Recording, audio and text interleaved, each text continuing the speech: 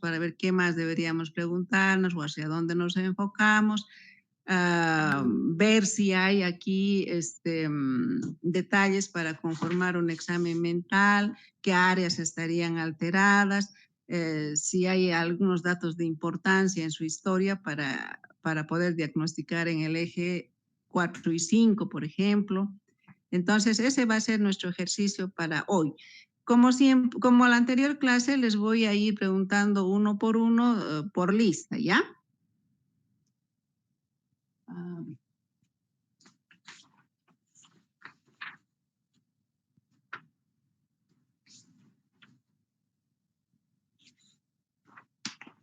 Bien, jóvenes, les voy a leer en voz alta. Si no me escuchan claro, les ruego indicarme, ¿ya? Para hablar más fuerte, o si quieren que pause o que repita esa parte de la historia.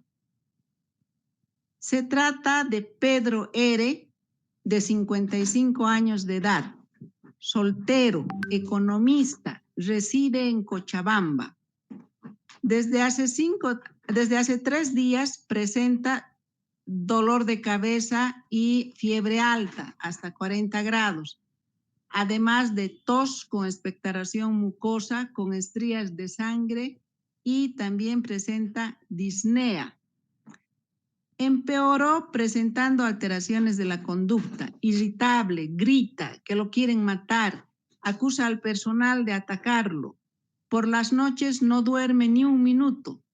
Hay momentos en que sabe que es de día y la hora aproximadamente. Otros no, dice ser que es la mañana, cuando más bien está anocheciendo. ¿Hasta aquí está claro? Sí, doctora. Sí, doctora. Muy bien. Ya mejorado, pide disculpas porque se comportó como un loco, asegurando que fue por la fiebre. Todo lo veía como en sueños. Esa sería la reseña al cuadro, ¿no? Motivo de interconsulta. Bien, entre antecedentes personales y familiares tenemos que es un producto de un embarazo normal, parto eutóxico, desarrollo psicomotor normal, buen estudiante pero solitario, no a plazos, en la universidad destacado, pero siempre solitario, no tuvo novia ni amigos y no se siente mal por ello. Tiene éxito en su trabajo, aunque no trabaja en una empresa, tiene su oficina particular en la que ha vuelto a trabajar, ni bien mejoró el cuadro febril. Vive con su madre ya jubilada y que padece de cáncer. Su padre falleció 6 meses atrás en un accidente de tránsito. El paciente se ha hecho cargo de su madre y la cuida adecuadamente.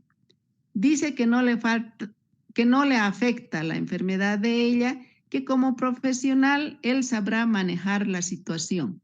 No bebe, no fuma, no tiene antecedentes de otras enfermedades. Bien, joven, ¿quieren que les repita algo, alguna duda respecto a la lectura?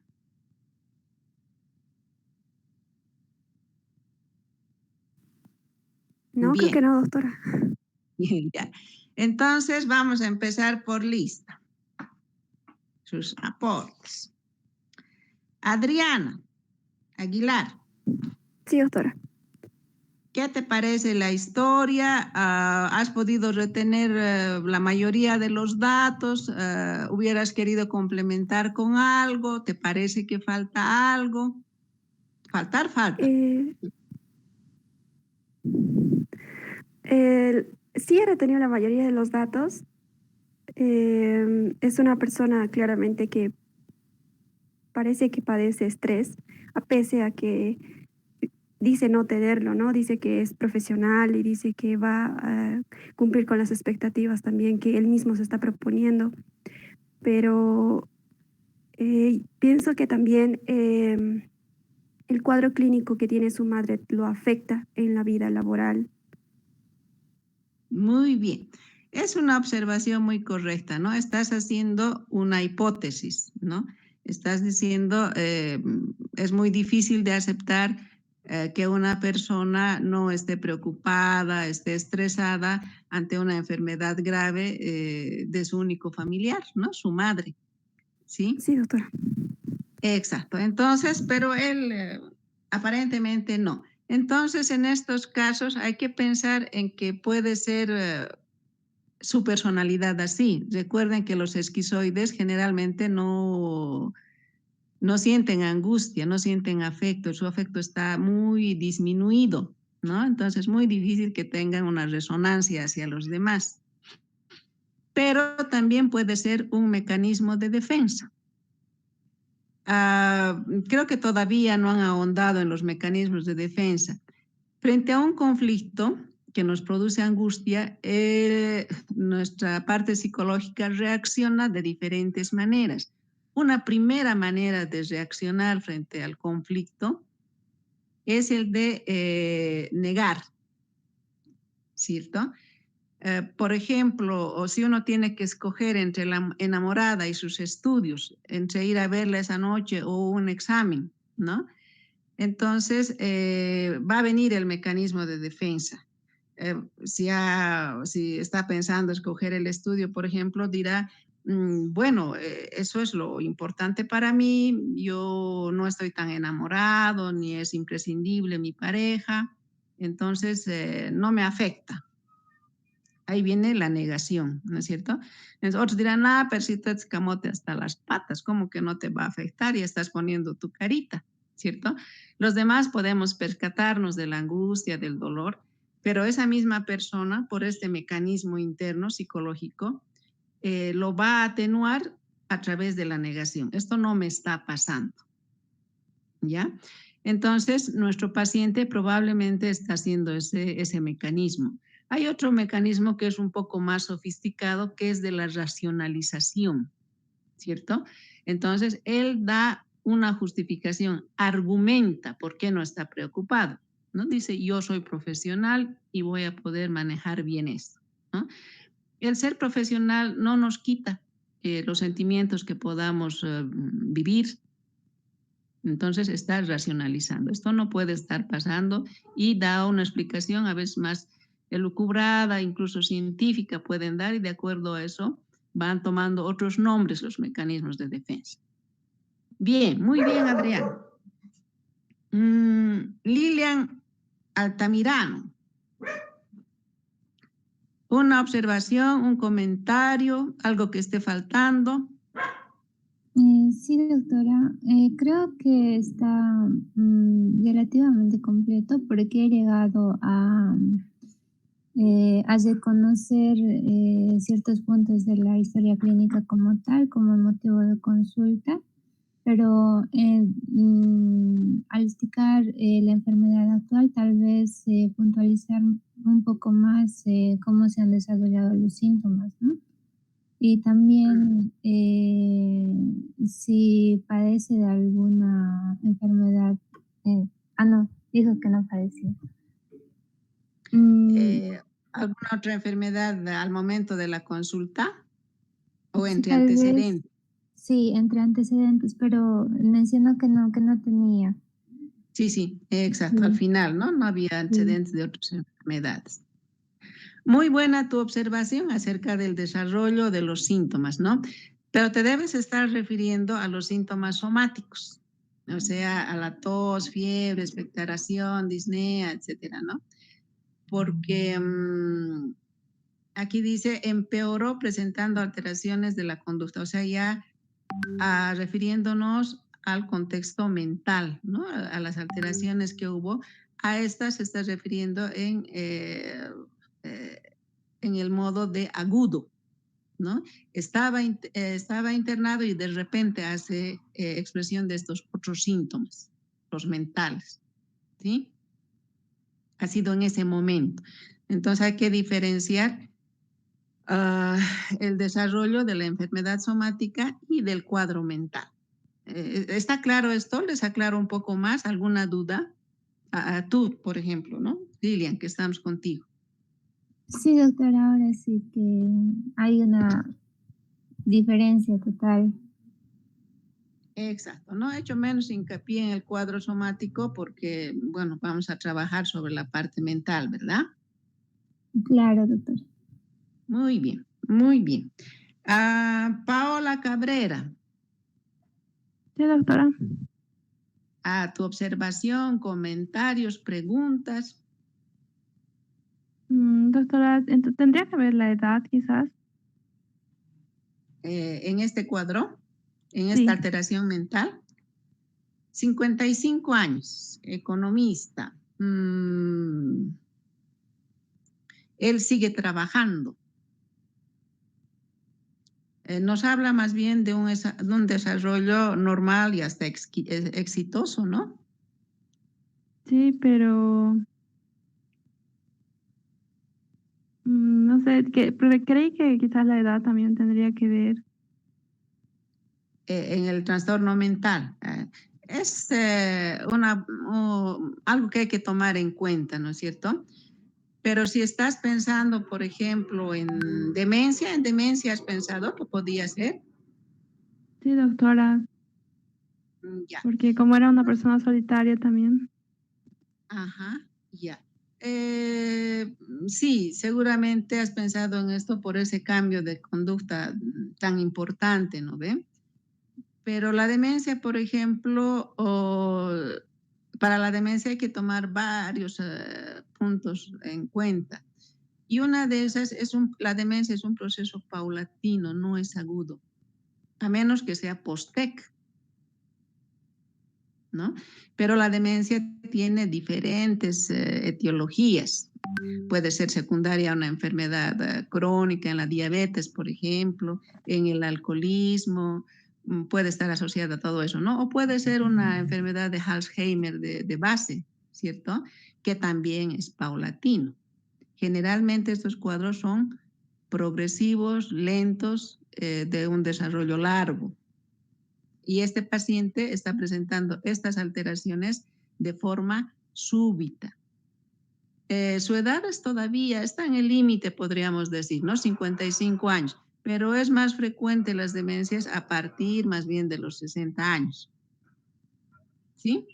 Pero Sí, bien tu doctora. observación y bien que hayas tomado en cuenta esto.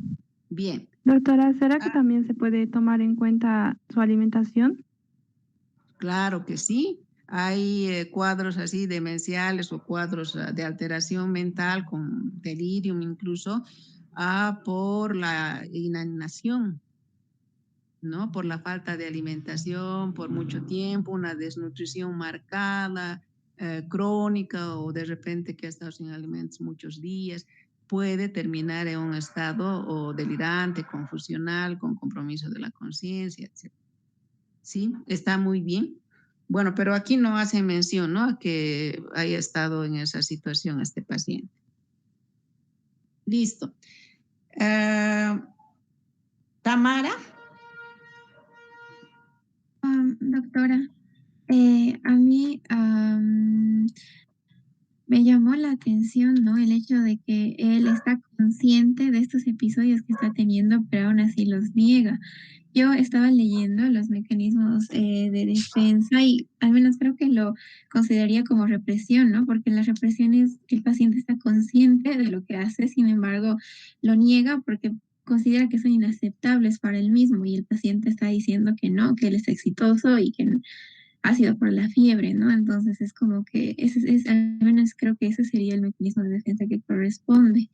De igual manera, creo que serviría bastante un examen de memoria, ¿no? Para ver qué tal está el estado, porque usted mencionó igual Alzheimer, podría ser tal vez igual también la concentración, ¿no? Aunque no teniendo en cuenta que es un paciente exitoso, por así decirlo, en su trabajo, la verdad, no sé si sea algo reciente, tal vez. Eso, doctora. Exacto. Muy buena tu observación, ¿no? Vamos a ver un poquito lo de los mecanismos de qué es los mecanismos de defensa.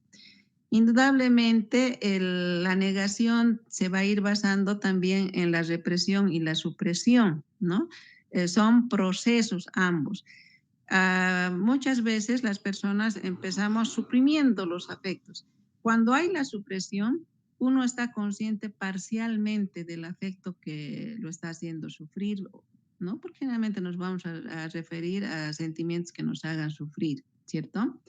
Y los vamos suprimiendo conscientemente, no lo traemos a la voluntad, tratamos de olvidarlo, eso se va concretando y al tiempo eso se va volviendo automático. Ya no siento ese dolor, ¿no? Lo he, ¿qué se puede decir? Pues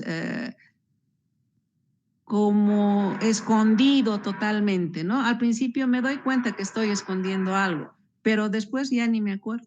Es un proceso que está lejos hasta de mi recuerdo. Esa es la represión, ¿no? Por ejemplo, los sentimientos sexuales son un ejemplo muy claro de eso, ¿no?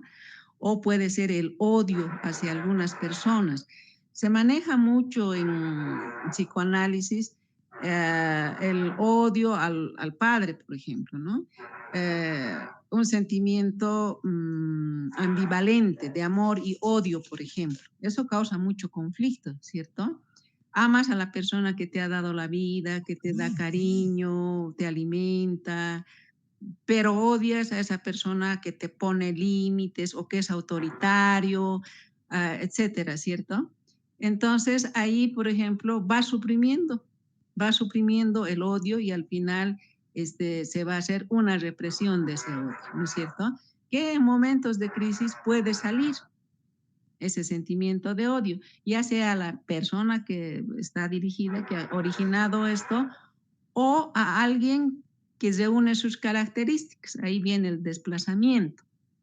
Y si esa persona, por ejemplo, es un médico que tiene las características del papá de uno, es autoritario, qué sé yo, se convertirá en un mecanismo de transferencia, ¿no es cierto? Le reclamará, le dirá, usted no tiene por qué ordenarme nada, yo sabré si le hago la medicación o no, y si sigo aquí o no. Ahí está surgiendo una contratransferencia, ¿no? Cuando uno averigua y se da cuenta que tiene algunas características del padre y el paciente pudiera estar presentando ese fenómeno, ¿cierto? Y si el médico responde a esto, en vez de preguntarse, a ver, no estará pasando el mecanismo de contratransferencia y no se está estrellando contra mí como su médico, sino como una figura de autoridad con la que ha tenido conflictos, ¿no? Si no reacciona así, analiza la situación. Si analiza bien la situación, puede llevar a un buen término la relación médico-paciente, ¿no ve? Pero si no lo hace y más bien responde y le dice, a usted yo no le atiendo más, pues entonces que le atienda a otro paciente, soy malcriada, taratata. Estamos haciendo la Tamara, ¿qué podría ser? ¿Qué es ese mecanismo? Eso sí han llevado, ¿no ve? Perdón, doctora, se refiere a que el doctor no lo... Reacciona ante su paciente como ante una figura de su vida pasada, de rebeldía, etcétera, ¿no ve? Estamos diciendo que la paciente reacciona contra el doctor aunando a la idea de que tiene las características de su papá y eso se llama transferencia, ¿no ve?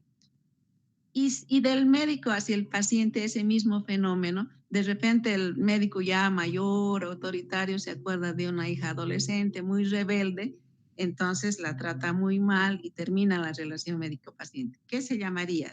Que termine o no, no importa, ¿no? Pero que haya esa reacción hacia el paciente, como si fuera una figura de su vida personal, digamos. ¿Qué se llama ese fenómeno?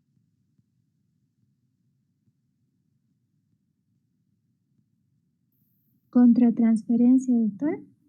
Así es, muy bien. Espero que eso les quede claro. Es bastante frecuente que pregunte eso el doctor Durandal en sus exámenes, ¿sí? Entonces, ¿está claro lo que son los fenómenos de transferencia y contratransferencia? Ahora sí, doctora. Ya, esto es. Entonces, eso es bien importante, ¿no? En la relación como han notado.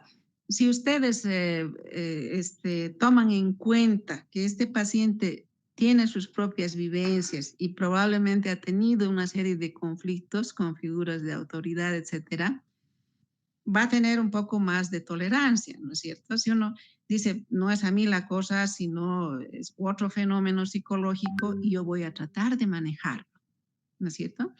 Igual que una enfermedad rebelde que no cede, uno va buscando otros caminos para poder hacer el tratamiento y llevar a buen término a nuestro paciente, ¿verdad? Bien, muy bien, Tamara. A ver, Diego Antonio. Pregunta, observación. Mm, Tal vez a lo que estoy viendo, esta persona tiene un trastorno explosivo porque es ya recurrente lo que le está la actitud que está presentando, y eso mayormente se debe a es porque no puede controlar sus impulsos. Bueno, el cuadro por el que se ha pedido la interconsulta, digamos, sí, ¿no? Es un cuadro súbito. Es un cuadro súbito, pero más bien está respondiendo a un estado somático, ¿no? Sí, porque el Muchos ser humano cuadros. que ya está aceptando que se está equivocando, creo que ya está en un tiempo en que ya, digamos, ya se puede ir a tratar, porque si él no se conociera, tampoco se puede empezar a tratar eso. Ya, te estás refiriendo a esto que dice, mejorado, pide disculpas. ¿Hola? Ya, entonces te leo ese párrafo. Ya mejorado, pide disculpas porque se comportó como un loco, asegurando que fue por la fiebre. Todo lo veía como en sueños. Acepta la enfermedad, acepta la conducta que ha tenido, la reconoce y pide disculpas.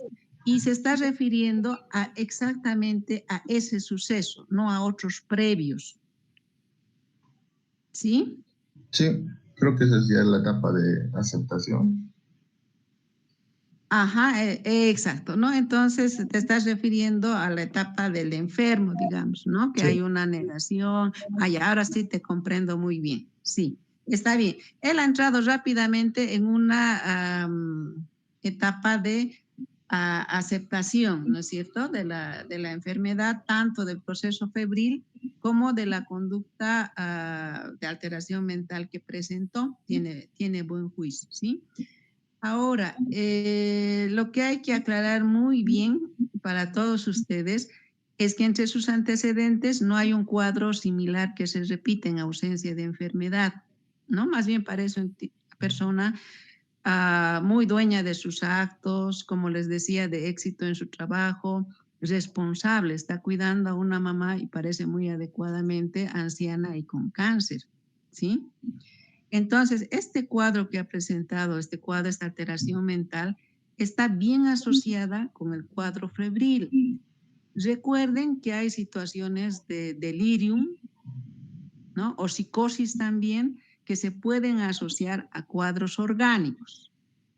Este cuadro en especial, por las alteraciones y las fluctuaciones de la conciencia, más las ideas delirantes, podemos concluir que ha sido una alteración con delirium, un cuadro de delirium por la fiebre. Es una fiebre altísima, 40 grados, ¿no?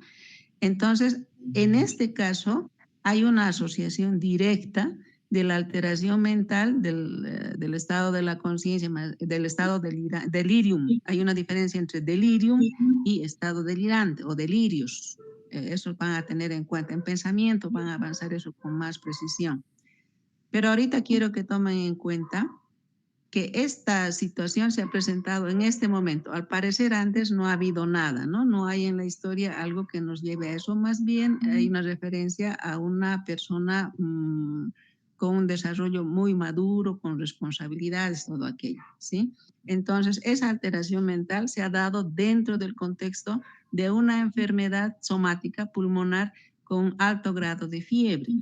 En la fiebre es común, ¿no? Estás delirando, estás febril, estás delirando, decimos, ¿cierto? Entonces, en ahí está presentándose una alteración de la conciencia que puede ir muchas, ¿hola? ¿Ha habido alguna intervención? Creo que he cortado a alguien. No. No, ya. Entonces, hay que tener en cuenta, ¿no? Esta historia es para ver que algunos, en eso van a encontrarse no frecuentemente, ¿no? Depende en qué área están. Por ejemplo, en UTI van a ver cuadros así de post-eco, en fiebres altas o con dificultades respiratorias importantes o algunas cosas. Van a ver que se van a suscitar alteraciones de la conciencia que van a ir acompañadas de las alteraciones de la conducta, del pensamiento, incluso de la sensopercepción, ¿no? Pacientes agitados que tienen alucinaciones, están aterrorizados y en base a eso van formando ideas delirantes, ¿no es cierto? Un caso muy típico de eso es, por ejemplo, el delirium en los dependientes del alcohol, en la abstinencia, ¿no? Entonces están juntos, eso es bien importante. Entonces cuando vean a un paciente ardiendo en fiebre y de repente empieza a delirar, a estar confuso, etcétera, piensen que puede ser por la fiebre, no vayan a pensar que es un paciente mental de larga data, por ejemplo, ¿no? A veces ponen esto, ¿no? Esquizofrenia, ¿sí? Pero si uno revisa sus antecedentes y ve que jamás ha tenido un cuadro así y tiene una vida entre los parámetros normales, entonces vamos a descartar esquizofrenia, ¿no? Y pondremos, bueno, ha sido una psicosis orgánica o un estado de delirium, ¿sí? Esto es. Bueno, Diego, ¿alguna observación más? Muy bien, tu pregunta nos ha hecho aclarar algunas cosas que espero les sirva a todos. Creo que ninguno más, doctor. Tal vez mis compañeros lo van a complementar ahora igual. Ya, muy bien. Bien, Diego. Lázaro, Rodrigo. Sí, doctora. Solamente del caso de saltar, por ejemplo, que el paciente, eso volviendo a decir que el paciente vivía solo y lo recalca 2, 3 veces en la historia, que no presenta una buena actividad social ni en la escuela ni en la universidad, a pesar de que presenta notas sobresalientes, ¿no? Entonces, también se ha mencionado que, por ejemplo, ha muerto su padre y que su madre está en mal estado, entonces tal vez podría ser un trastorno de afecto, no sé. Y en cuanto al cuadro, yo lo consideré un trastorno de sensopercepción. No sé qué diría usted. ¿Por qué dices de la sensopercepción? Porque en el momento estaba desubicado, estaba con acciones que no había cometido antes. Eso es lo que yo creo. Ya. Eso se va a enfocar a la conducta, a la psicomotricidad, ¿sí? Cuando hablamos de alteraciones sensoperceptuales, nos vamos a referir a lo que percibimos externamente. ¿A través de qué captamos al mundo, jóvenes? ¿A través de qué estoy en contacto con ustedes ahora? Me estoy comunicando con ustedes. Es cierto que de una red, pero para comunicarme, ¿qué estoy usando? ¿Cuál de mis sentidos? El habla, doctora. El habla, el lenguaje, ¿no es cierto? Que vamos a ver, pero el lenguaje se percibe a través del oído, ¿cierto? Captamos el mundo a través de la vista, del oído, del olfato, del tacto, del gusto, ¿cierto? Generalmente. Entonces, la alteración sensoperceptual se va a referir en a la alteración de uno de estos sentidos. Entonces, cuando, por ejemplo, vemos algo que no existe, yo veo ahorita a la Virgen y mi familiar puede decirme, pero aquí no hay ninguna Virgen, yo no veo nada, solamente tú. A ver, llaman al resto de la familia, ¿ustedes ven algo aquí? Nadie ve nada, solamente yo estoy viendo algo. Entonces es una alteración sensoperceptual. Y en este caso, donde no hay un estímulo, se va a llamar alucinación visual. En este caso que estoy viendo a la Virgen es alucinación visual formal, bien formada, ¿sí? Si de repente veo aquí un bulto que se mueve O de repente escucho un sonido raro que no sé explicar y los demás no, es una alucinación auditiva. Si está bien formada o será amorfa, ¿cierto? Muchas veces, bueno, en general, están imbricadas, alteración del pensamiento, alteración sensoperceptual, si hay organicidad, generalmente la conciencia también está implicada, ¿sí? Es difícil separarlos, pero a eso nos vamos a abocar jóvenes, ¿sí? Ya.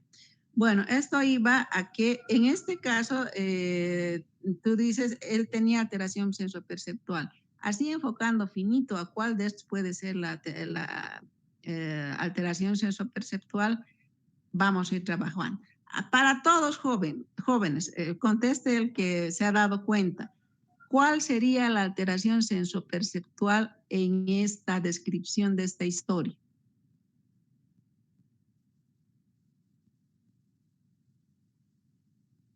No está Tal clara. vez, Sí, sí, tal vez cuál. alucinaciones visuales o auditivas, porque escuchaba que lo querían matar, los monjes querían matarlo. Exacto, ¿no ve? Ahí nos queda duda si él ve que la gente lo está atacando o hace ademán de atacarlo.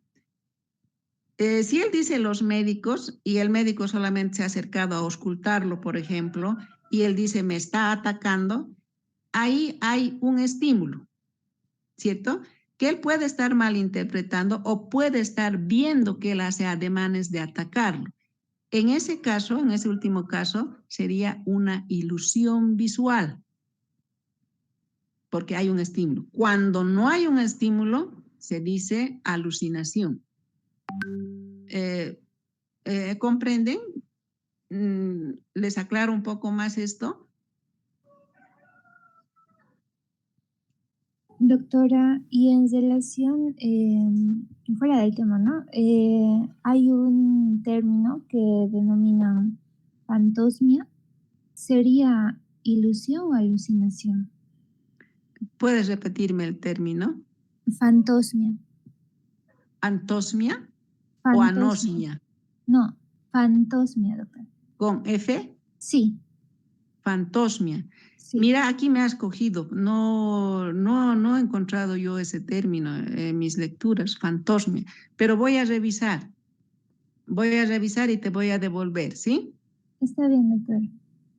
Listo. ¿Qué más? Bueno, ¿al resto le ha quedado más claro esto de las alteraciones sensoperceptuales? Sí, doctor. Sí, doctor. Bien.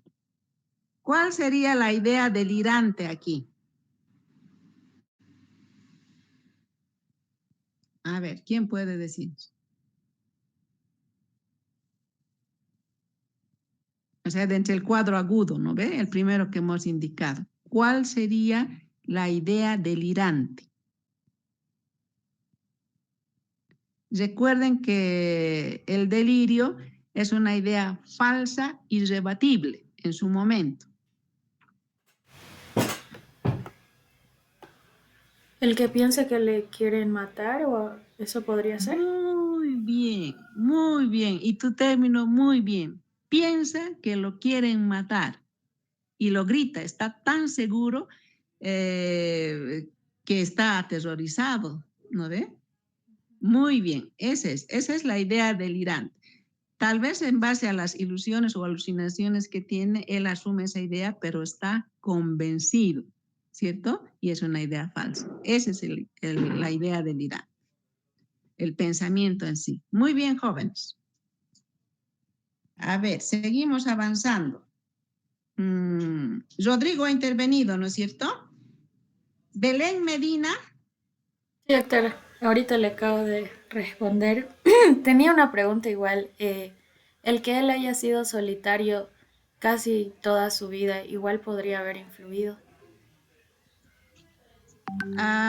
Podría ser, tienes razón.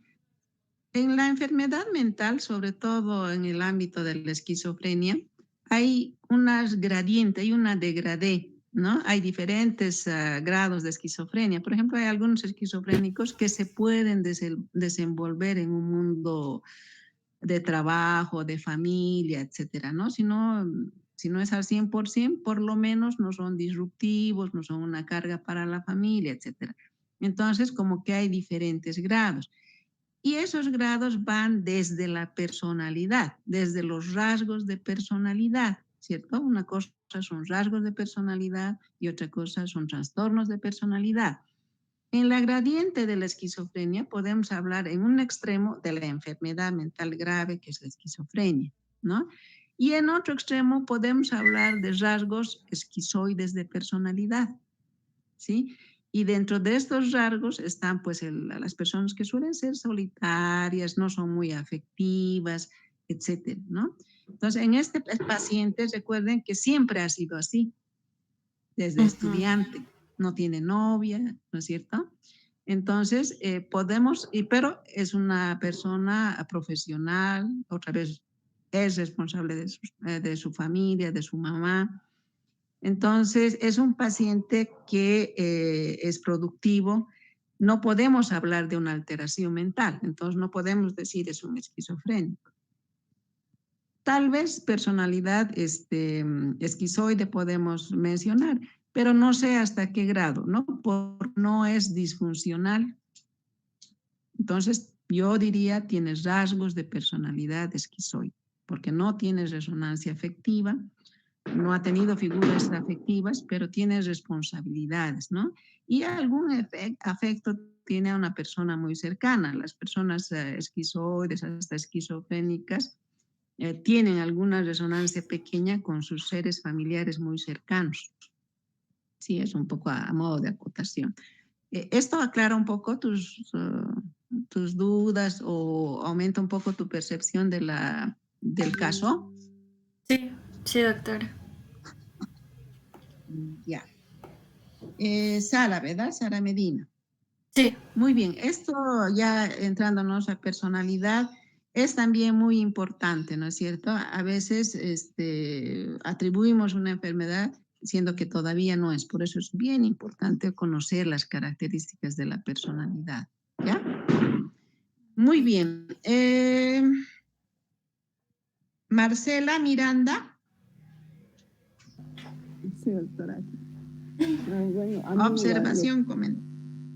Ajá, lo ¿Sí? que igual me llamaba la atención es que era una persona solitaria y prácticamente no le importaba, ¿no?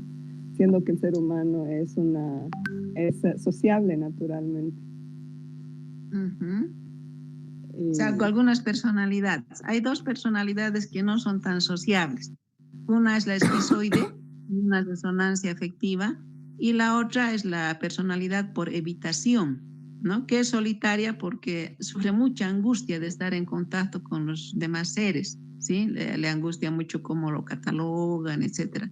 Entonces, por esa angustia se aleja, pero al alejarse sufre porque él quisiera estar en un contexto social, ¿no? Hay esa diferencia entre estas personalidades. Él no tiene la resonancia afectiva, entonces podemos hablar de rasgos esquizoides. Pero si aquí agregara siempre solitario, no tuvo novia y sufre mucho por eso, entonces pensaríamos en una personalidad evitativa. ¿Sí? Bien. ¿Algo más, Marcela? Tal vez el hecho de que, bueno, dice que la enfermedad de su madre no le afecta, ¿no? Entonces está negando, pero también estaría tal vez desvalorizando. Descalificando. Puede ser, pero una persona que descalifica no estaría cuidando a esa persona, ¿no? Y él más bien da a entender en la historia clínica que la cuida bastante adecuadamente. Ya. ¿Ya? Sí, hay que ver todos esos matices también, es bien importante. Gracias por tu aporte, Marcela. Gracias. Adrián Rojas. Sí, doctora. Bien, observación, comentario, duda. A ver, más que todo al escuchar a todos mis compañeros ha quedado claro más ciertos puntos. Aclarando, se puede decir mucho de este paciente, cosa que la mayoría ya dijo, como por ejemplo, una persona solitaria, bien puede negar padecimientos de al que posee, la enfermedad de su madre, todo lo demás, muy aparte de que sea aplicado en cuanto al éxito profesional que posee, pero vemos de contraste y de fondo que puede presentar alguna...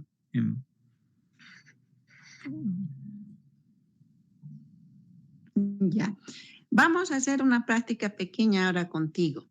¿Será que puedes hacer una impresión diagnóstica en los 5 ejes de este paciente? Podríamos empezar con el primer eje contigo y los otros harían su aporte con los otros ejes. ¿Qué te parece, Adrián?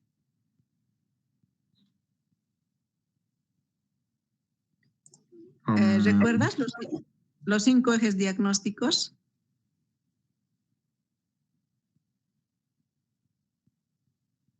¿Cuál es el primer eje, Adrián? El primero serían los síndromes clínicos. Mentales, ¿no ve? Sí, doctora, los mentales. Exacto. Como tal. ¿Qué El impresión? segundo Así a grosso sería, modo. a ver, trastornos mentales como tal. No podemos aclarar algo hasta que se realiza las pruebas, ¿no ven? Las pruebas requeridas en este punto. Entonces, podría decir una alteración sensoroauditiva. Ya, está bien. Tú hablarías que te ha llamado más la atención la alteración sensoperceptual. Está bien, todavía en esta primera etapa estamos hablando de síntomas, ¿no? Todavía no estamos conformando síndromes, Sí, etcétera. eso mismo. Está bien. Tú pondrías en el primer acápite a considerar el síntoma de la alteración sensoperceptual. Bien. En los otros ejes, ¿te animas a poner algo? Segundo eje, tercer eje, cuarto eje, quinto eje. Sí, doctora, no hay problema. En el número 2 se refiere más que todo a trastornos del desarrollo y de la personalidad. Como bien se refirió en la historia, es un paciente que como tal no es muy sociable, es en cuanto a personalidad. Luego, aparte de no ser sociable, no es muy expresivo. Exacto. No es Entonces, capaz de decir su problema como tal, hay una palabra específica. ya. Lo de solitario, poco expresivo efectivamente, son los términos más notables, digamos, ¿no? Que nos pueden encaminar hacia un tipo de personalidad. Pero estamos diciendo que como es una persona que está funcionando en la vida, solo hablaríamos de rasgos, no de un trastorno, ¿no? Porque no hay una disrupción de su vida. Muy bien. Bien, Adrián. Pasaremos a André. André, ¿te animas a hacer algún diagnóstico, alguna observación en el tercer eje?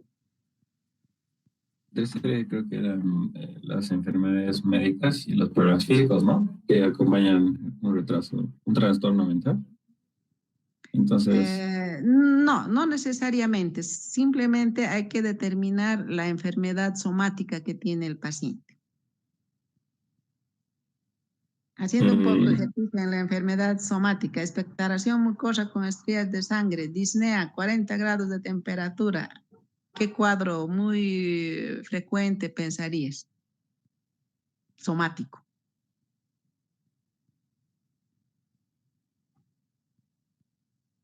De invierno. Los datos podría ser... ¿Cómo?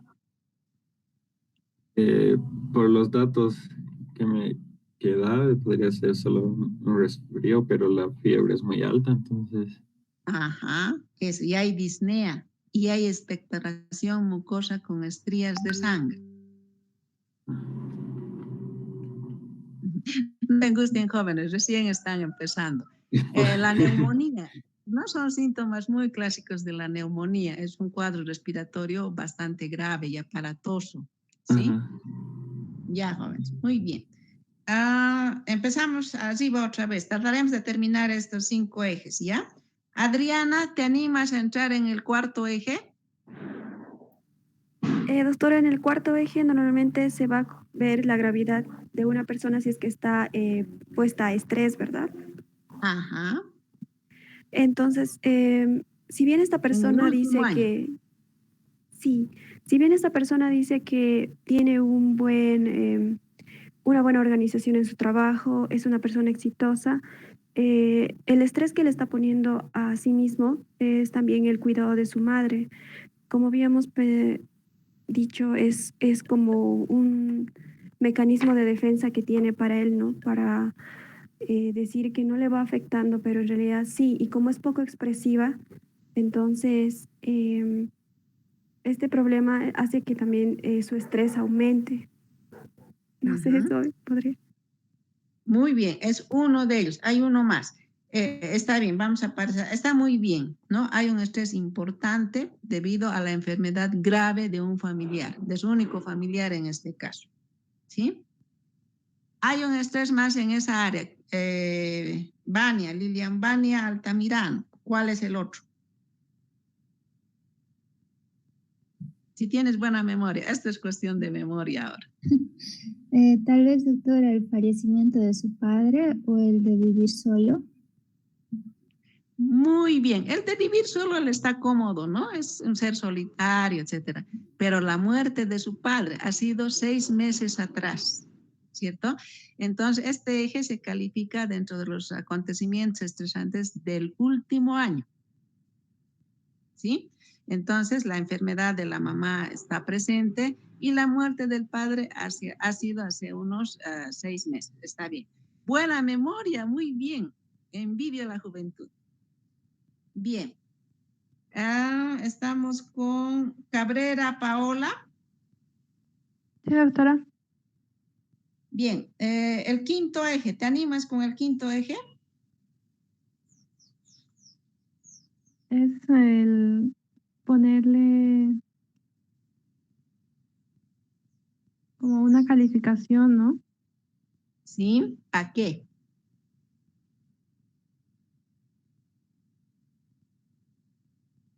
A sus síntomas. ¿Perdón? A sus síntomas, sus alteraciones. ¿Hay algo más puntual?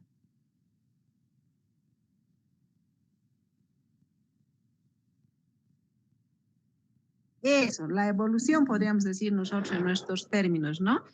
Pero califica el grado de adaptabilidad, ¿sí? Como médicos nos vamos a fijar si está disminuyendo la fiebre, si están disminuyendo los síntomas, cuando se suspenden los síntomas, etcétera, ¿no?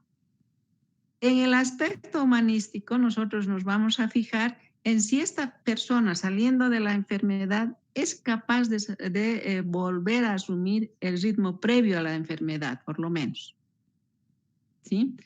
Entonces, en una persona que está trabajando, ¿será que esta persona vuelve a su trabajo, vuelve a ser independiente, termina su rol de enfermo? ¿Cierto? Eso sería el grado máximo, digamos, de adaptación global, ¿cierto? Que él vuelva a hacer las cosas que estaba haciendo. Entonces, ahí vamos calificando. Pero, sin embargo, si este paciente mantiene su rol de enfermo, aunque ya le han dado de alta, sigue sintiendo dolores que uno no constata, por ejemplo, o de repente vuelve a la casa y cambia de carácter, recrimina a todos los demás, los hace sufrir, etcétera. Entonces estamos viendo que no está asumiendo adaptarse a lo que viene después de la enfermedad, ya sea el estar sano o el estar con una enfermedad crónica. Por ejemplo, los enfermos renales, ¿no? Muchos, una vez que entran a diálisis, dejan de trabajar, ya se quedan en casa. En cambio, hay unos cuantos que siguen trabajando. Salen de sus trabajos, van al hospital a hacer su diálisis y vuelven a bregar en la vida, ¿no? Esos son ejemplos de lo que es el grado de adaptabilidad. Entonces hay que darle un porcentaje, eso está en los libros, y de acuerdo a la gravedad o positividad, ustedes le ponen el porcentaje. Lo que quiero que les quede claro es que eso hay que tratar de determinar, el grado de adaptabilidad global, ¿cierto? en las áreas de trabajo, en las áreas familiares, afectivas, etc. ¿Sí? ¿Está claro eso, jóvenes? Sí, doctora. Sí, doctora. Ya. Bueno, entonces hemos hecho este ejercicio. A la otra semana hacemos más con más preguntas teóricas. Esta vez he tratado de ubicarlos en el contexto de la historia clínica y lo que ya han avanzado de lo que ingresa en esto, ¿sí? Entonces, para la otra ya voy a hacer, digamos, otras preguntas. Por ejemplo, a los 55 años, ¿en qué etapa del ciclo vital está? ¿Cuáles son el desarrollo que se espera? ¿Cuáles son los riesgos en esta etapa etaria, por ejemplo, ¿no? Del paciente que vaya a presentar. Entonces, vayan leyendo ciclo vital. Y en general todo, porque el examen ya es el 12. ¿De acuerdo? Sí, ¿Alguna objeción? Muy bien, jóvenes. Esa ha sido una práctica. Espero que les haya gustado. Espero que estén aprendiendo y espero que refuercen con las bases teóricas. ¿Está bien? Gracias, doctora. Está bien, Y doctora. ahora, Sí, doctora. muchas gracias. Listo, jóvenes. Hasta el lunes, a la misma hora. Martes, doctora. Ay, perdón, martes. Tengo 66 años. Hasta luego, doctora. Hasta luego, doctora. Hasta luego, doctora. Hasta luego. Muchas gracias.